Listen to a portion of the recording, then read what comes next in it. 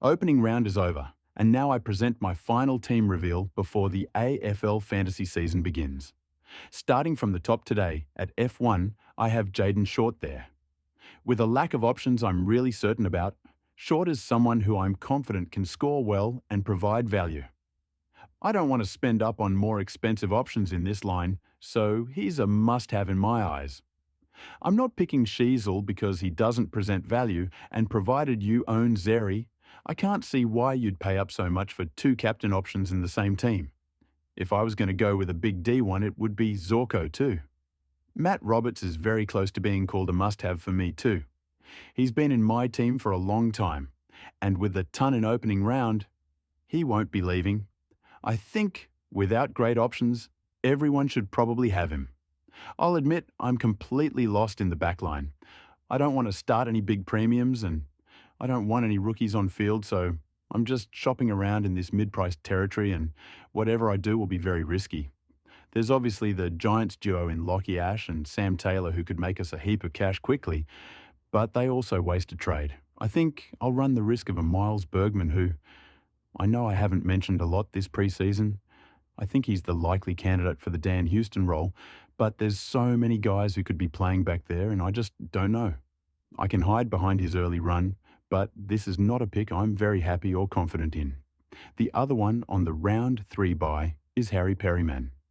I'm not 100% convinced with him, but his cash gen has started and he's owned by a lot of people. So I'll go with the pack probably. Joel Frieger is a good pick, I think. Even if Dale is back, he can probably still score well. As with the others, I just don't see better options. And then moving on to D6, I have Sam de Koning. I just don't think any of the rookies are fieldable. Maybe Zach Reed, but even then I'm not so sure. I don't want to pay up for Pryor anymore. But I won't completely rule out starting Sam Taylor. It's definitely a possibility, but I do think people are forgetting how much a trade is worth. He certainly won't put up good scores, and we'll need to get rid of him straight away if we do go there. But if you get lucky with a 70 or so, it could kickstart your season early. So Reed is on the bench, along with James Leake for now. But I might go to Luke Trainer if I have the cash. If you are thinking about starting a red dot, the backline is definitely the place to do so. At M1 no longer have Jordan Dawson, although I would like him there as a captain option. He's still very popular after his practice match and probably for a good reason. I think there's lots of good value options in the midfield, and so you can definitely go without $1 million mid. It's more so a question of who will you captain? Connor Rosie might be that guy, and he won't be leaving my side anytime soon. He's been there 99% of the preseason and showed us all recently exactly what he's capable of. Priced at 97, I think he can probably average just over 105 for the year, but with his early run, I think there's a chance he could average around 110 for the first 5 or 6 weeks. In fact, up until his bye, his run is really good, and with Butters out, he should do great. And if anyone is going to get the tag, it's probably Horn Francis. All this says to me that he can be called a must-have.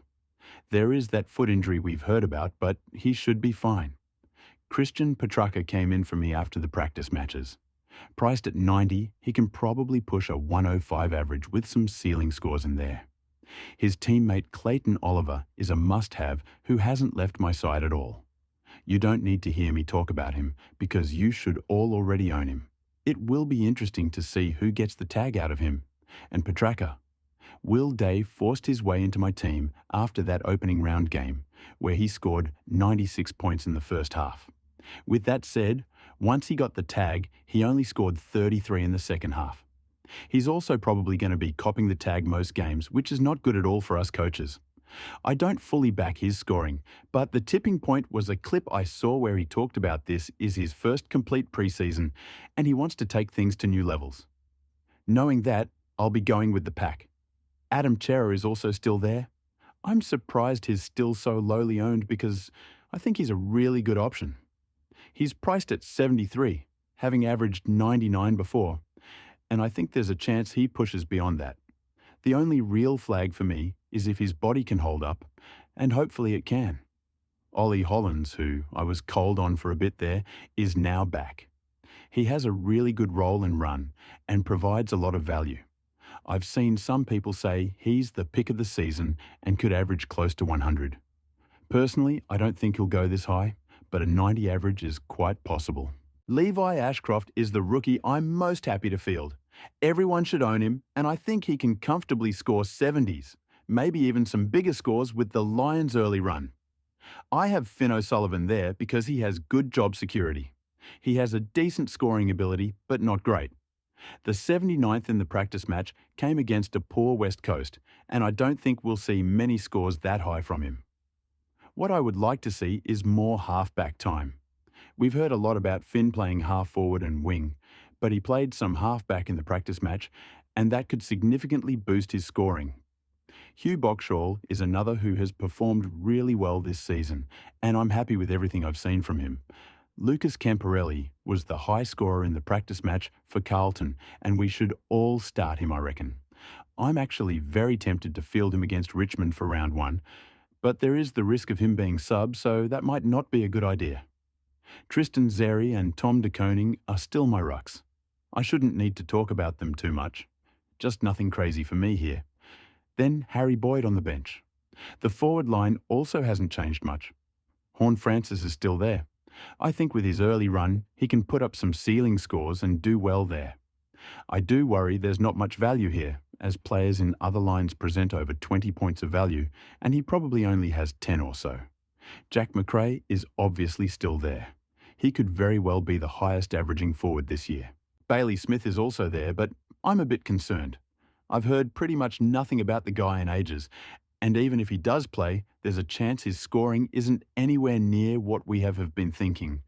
But I do think it's too much of a risk to go against him for now. Riley Sanders has been there most of the pre-season, and Caleb Daniel has been there the entire time. Daniel could also be the number 1 forward, and I think you'll be surprised how high he averages. And at F6, I still have Hugo Garcia.